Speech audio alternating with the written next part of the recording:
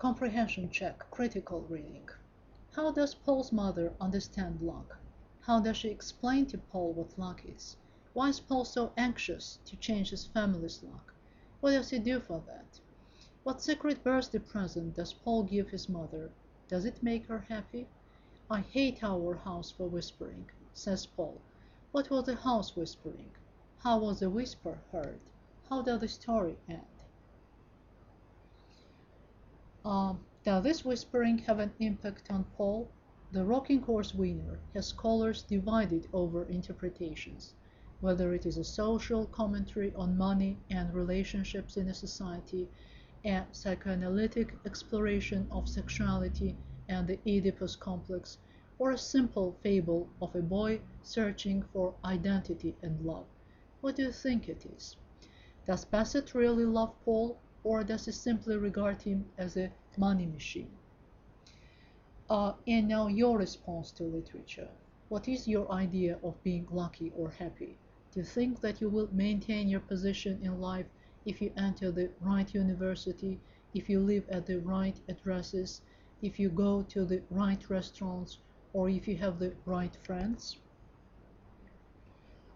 In a spoken phrase, there must be more money, there must be more money, whispered throughout the house. This whispering had an impact on Paul. Does the today's world whisper have an impact on us? Do you know any people in real life or characters in literature driven to such extremes because of lack of money? Do you know families that outwardly look happy, but in fact they lack love and understanding? Is deception common in our society? Do you know people who suffer from lack of love?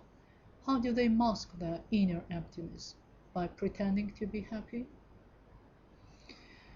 Have you ever had a relationship with someone who loved you and understood you? What is most important for true friendship? Do you make friends with people who are socially acceptable?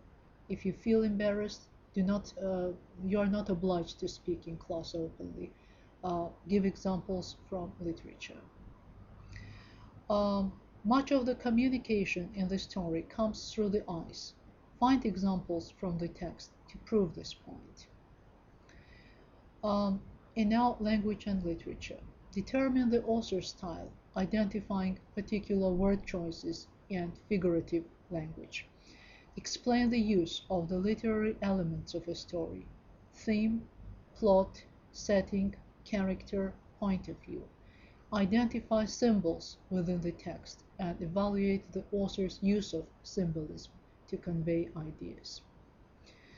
And about style. The author uses the traditional oral storytelling technique as if he were telling a fairy tale.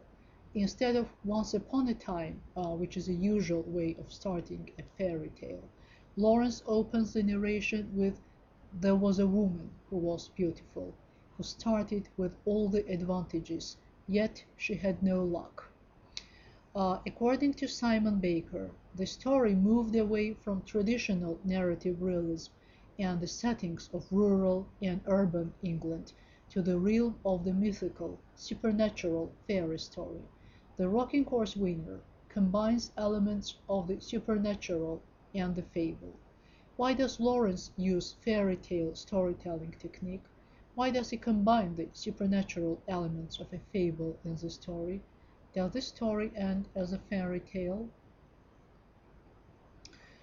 And now about fairy tales. Fairy tales, also known as wonder tales, are a subgenre of folk tales involving magical, fantastic, or wonderful episodes, characters, events, or symbols.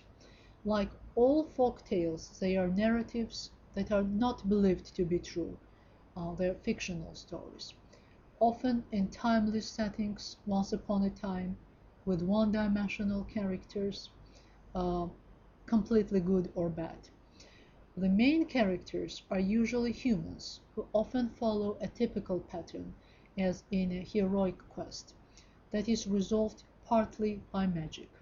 The fact that these wonder tales still appeal to us attests to their richness and effectiveness as symbolic or artistic communication.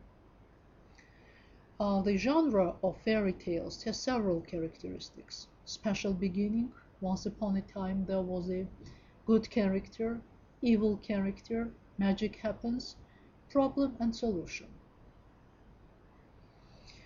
And now about tragic irony. In tragic irony, the words and actions of the characters contradict the real situations, which the spectators fully realize. The incongruity created when the tragic significance of a character's speech or actions revealed to the audience but unknown to the character concerned. Um,